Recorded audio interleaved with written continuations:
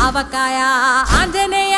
కథ మొదలెట్టినాడు చూడరయ్యా శక్తినంతా కూడగట్టి చెట్టు దులిపినాడు అంజయ్య